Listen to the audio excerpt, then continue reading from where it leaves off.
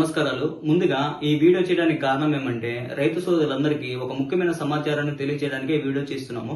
అదేమిటంటే మన రైతు సోదరులందరికీ ఇప్పుడు మెలాన్స్లు ఎక్కువగా నష్టపరిచేది డిసీజ్ ఏమిటంటే డౌనీ మిల్డ్యూ అనేది ఎక్కువ రావడం అని జరుగుతుంది. దీనివల్ల సిమ్టమ్స్ అవి ఎలా వస్తాయి, అవి ఎలా ఉంటాయి సిమ్టమ్స్ చూద్దాము. తర్వాత అది మన తోటని ఎలా డ్యామేజ్ చేస్తుందని అది తెలుసుకుందాము. తర్వాత దాన్ని ఎలా క్యూర్ చేసుకోవాలని తెలుసుకుందాము. అది ఎలా స్ప్రెడ్ అవుతుందని తెలుసుకుందాము. అలాగే ముందు జాగ్రత్తలుగా మనం ఏదైతే స్ప్రే చేస్తే అది రాకుండా ముందు జాగ్రత్తగా మనము దాన్ని ముందుగానే నిర్మూలించడానికి ఎట్లాంటి స్ప్రేయింగ్ చేయాలో కూడా మనము ఈ వీడియోలో తెలుసుకుందాము. అది ఎలా ఆ సిమ్టమ్స్ ఎలా ఉంటాయి రైతు సోదరులందరికీ తెలిసిన వాళ్ళైతే ఓకే, తెలియని రైతులకైతే మనం చెప్తాను. చెప్పిన తర్వాత కూడా అర్థం కాకపోతే మన డిస్ప్లే మీద కూడా ఆ పిక్చర్ అనేది వస్తుంది. ఆ పిక్చర్ ను చూసి రైతు సోదరులందరూ అవగాహన అనేది తీసుకురావాలని కోరుకుంటున్నాము.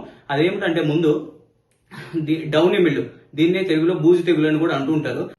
ఈ డౌనీ మిల్డ్యూ యొక్క సిమ్టమ్స్ అంటే లక్షణాలు అనేవి ఏ విధంగా ఉంటాయో చెప్తాను చూడండి. అది ఎట్లా ఉంటుంది అంటే ఎల్లోయింగ్ ఆఫ్ అంటే లేతగా చుక్కల మాదిరి, ఆకుల మీద చుక్కల మాదిరి పడుతూ ఉంటుంది. అది చిన్నగా ఆ చుక్కలు అనేవి ఒకదానికి కలిసి బ్రౌనిష్ కలర్ లో మారడం అనేది జరుగుతుంటుంది ఆకు అనేది.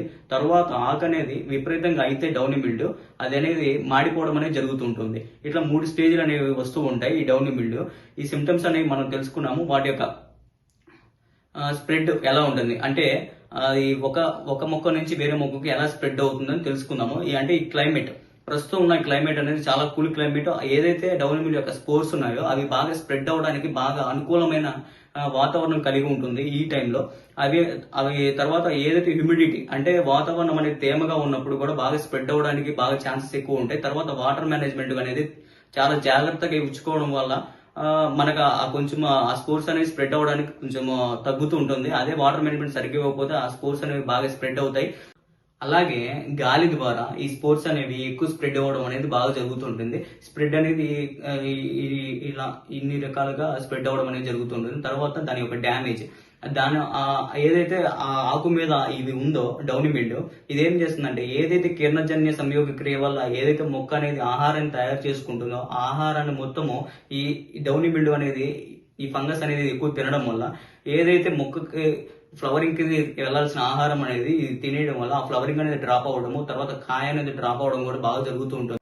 ఈ డౌనీ మిల్డ్యూని కల్చరల్ ప్రాక్టీసెస్ గా ఎలా క్యూర్ చేసుకోవాలంటే అది ముందు మనం ఎప్పుడైతే ఈ డౌనీ మిల్డ్యూని గమనిస్తామో నెక్స్ట్ సీజన్ కి పంట మార్పిడి అనేది చేసుకోవాలి. తరువాత ఇంకోటి ఏమిటంటే ఏదైతే మొక్క ఈ డౌనీ మిల్డ్యూ ద్వారా నష్టపరుస్తుంది అనుకుంటే ఆ మొక్కని తీసేసి బాగా నిర్మూలించడం అనేది చేయడము, అంటే కాల్చివేయడం కానీ సంథింగ్ ఎట్లాంటి చేయడం వల్ల. తర్వాత మూడవది వచ్చేసి అంటే స్పేసింగ్ అనేది బాగా ఇవ్వడం, అంటే ఎక్కువ స్పేసింగ్ ఇవ్వడం వల్ల కూడా ఈ డౌనీ మిల్డ్యూ అనేది ఒక మొక్క నుంచి ఇంకో మొక్కకి స్ప్రెడ్ కాకుండా కూడా ఉంటుంది.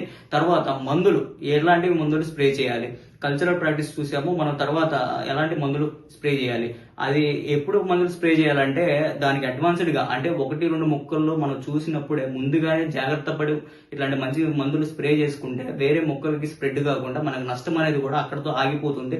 ఇంకా ఎక్కువ స్ప్రెడ్ కాదు, నష్టం అనేది కూడా ఎక్కువ రాదు. కాబట్టి మెటలాక్సిల్ ప్లస్ మ్యాంకోజిబ్ కానీ, డైఫెనోకెనజోల్ కానీ, తర్వాత ఫ్లియోపికొలైడ్ ప్లస్ ప్రొపమోకార్బ్ హైడ్రోక్లోరైడ్ కానీ, తర్వాత సింజెంటా వాళ్ళది ఒరాండియస్ అల్ట్రా, ఇట్లాంటివి కూడా డౌనీ మిల్డ్యూకి మంచిగా ఉపయోగపడుతున్నాయి. మంచి రిజల్ట్ కూడా రావడం అనేది జరుగుతుంది. దయచేసి ఈ వీడియో చూసిన రైతు సోదరులందరూ కూడా ఇట్లాంటి అడ్వాన్స్డ్ గా ముందు స్ప్రే చేసుకొని నష్టాన్ని తగ్గించుకుంటారని కోరుకుంటున్నాము. అలాగే ఎవరైతే ఈ వీడియో చూస్తున్నారో ప్రతి ఒక్క రైతు సోదరులందరూ మన యూట్యూబ్ నుంచి ఎవరైతే ఇన్ఫర్మేషన్ పొందారో ప్రతి ఒక్క రైతు సోదరులందరికీ కూడా ఈ ఇన్ఫర్మేషన్ ని స్ప్రెడ్ చేస్తారని, వాళ్ళకు కూడా తెలియజేస్తారని కోరుకుంటున్నాము. అలాగే మన రైతు పడే కష్టం యూట్యూబ్ ఛానల్ ని సబ్స్క్రైబ్ చేయండి, లైక్ చేయండి, షేర్ చేయండి.